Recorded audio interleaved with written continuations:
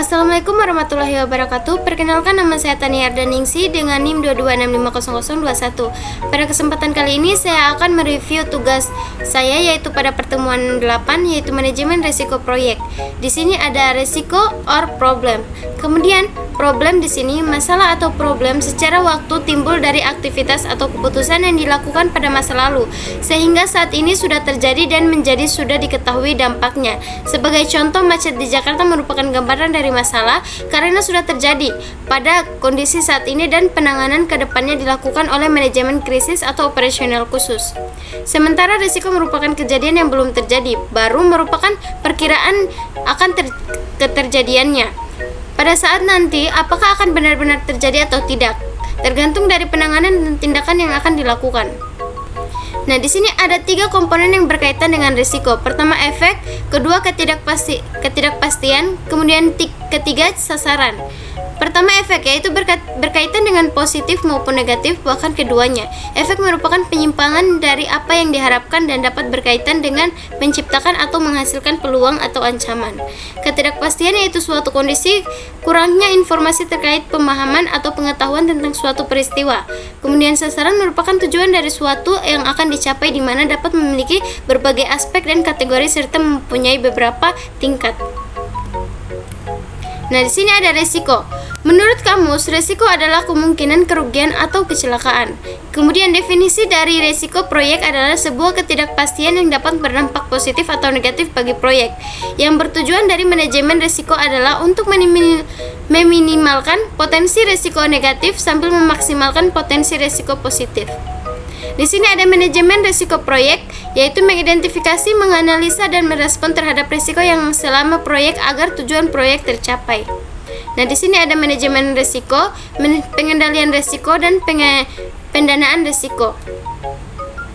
Pada bagian pengendalian risiko dia ada risk avoidance, ada segregation, kemudian loss prevention, kemudian loss reduction, dan non-insurance transfers. Kemudian pada pendanaan risiko ada risk retention dan risk transfer. Di sini ada pengolahan perusahaan secara umum. Fungsi penerapan manajemen risiko pada tingkat perusahaan ada 3. Pertama, memperkuat analisis pencapaian strategi perusahaan. Kedua, memudahkan dalam mengambil keputusan. Ketiga, meningkatkan produktivitas perusahaan. Di sini ada perencanaan seperti input, teknik, output. Pada bagian input yaitu faktor lingkungan, aset proses organisasi, pernyataan ruang lingkup proyek, dan rencana manajemen proyek. Pada bagian teknik yaitu planning, mapping, and analysis. Kemudian pada bagian output ada rencana manajemen risiko, metode, peran dan tanggung jawab, anggaran, waktu, kategori risiko, dan definisi peluang dan dampak risikonya. Di sini ada identifikasi risiko. Pada bagian input, faktor lingkungan, aset proses organisasi, pernyataan ruang lingkup proyek, rencana manajemen proyek, dan rencana manajemen risiko. Pada bagian teknik di sini ada dokumentasi review, brainstorming, DLP, interview, root cause identification, SWOT analysis, checklist, teknik diagram atau cause effect atau flowchart. Kemudian pada bagian output risk register, di sini ada daftar risiko teridentifikasi, daftar respon potensial, risiko akar penyebab, kemudian kategori risiko yang update. Analisis risiko kualitatif. Pada bagian input, akses proses organisasi, pernyataan ruang lingkup, rencana manajemen risiko, dan risk register. Pada bagian teknik yaitu penilaian probabilitas dan dampak risiko, matriks probabilitas dan dampak, kemudian penilaian mutu data risiko, kategorisasi risiko, dan penilaian urgensi risiko. Yang pada bagian output, risk register atau update. Analisis risiko kuantitatif yaitu pada bagian input yaitu akses proses organisasi, pernyataan ruang lingkup, rencana risiko manajemen risk register, rencana manajemen proyek. Kemudian pada bagian teknik yaitu data gathering, yaitu interviewing, probability, distribution, expert judgment. Kemudian kuantitatif technique yaitu adalah analisis sensitivitas, analisis expert, monetary value atau EMV, pohon keputusan, modeling, dan simulasi.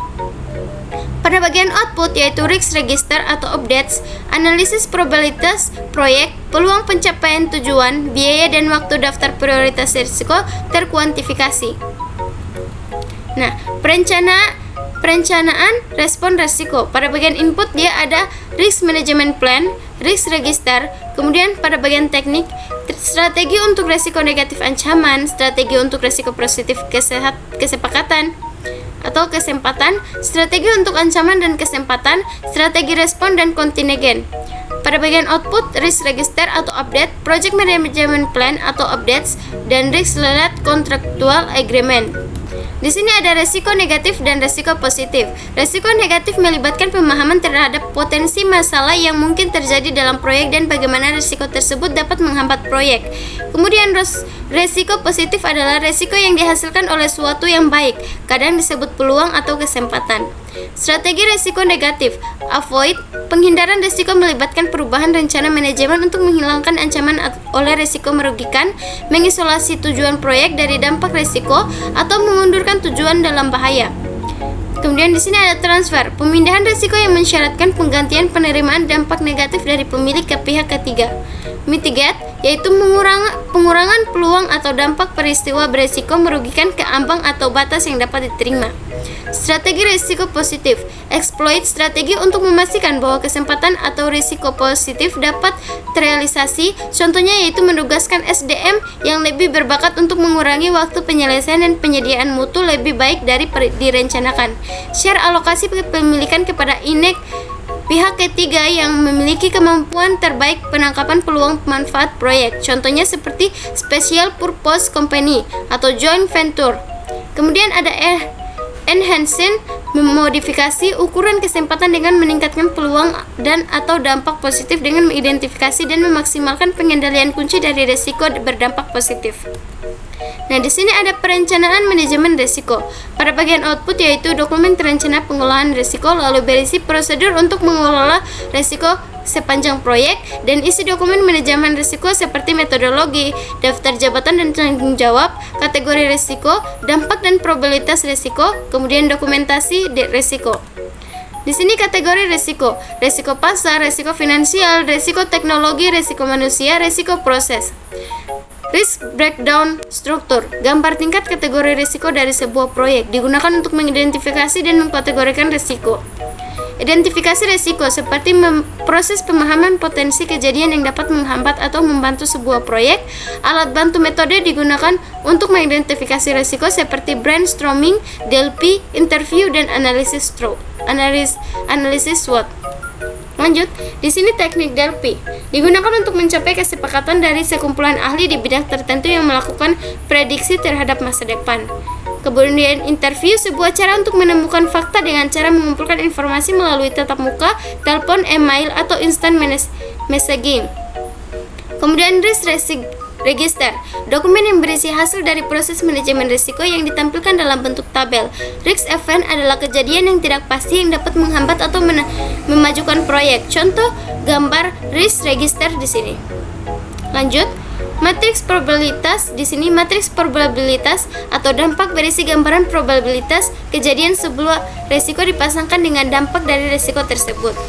Nah, di sini ada contoh matriks probabilitas. Nah, ini. Lanjut, analisis kuantitatif risiko. Metode yang digunakan seperti analisis decision tree, simulasi, dan analisa sensitivitas. Di sini ada decision tree adalah gambar diagram analisis yang membantu dalam memilih sebuah situasi hasilnya belum pasti. Ini adalah gambarnya, contoh gambarnya. Lanjut, menghitung EMV. Tahapan menghitung Estimated Monetary Value atau EMV, memasukkan nilai probabilitas terjadi sebuah risiko. 2. Memasukkan nilai finansial dari dampak risiko. 3. Kalikan nomor 1 dengan nomor 2. Untuk risiko positif atau opportunity nilai atau nilai EMV adalah positif. Untuk risiko negatif yaitu nilai EMV adalah negatif.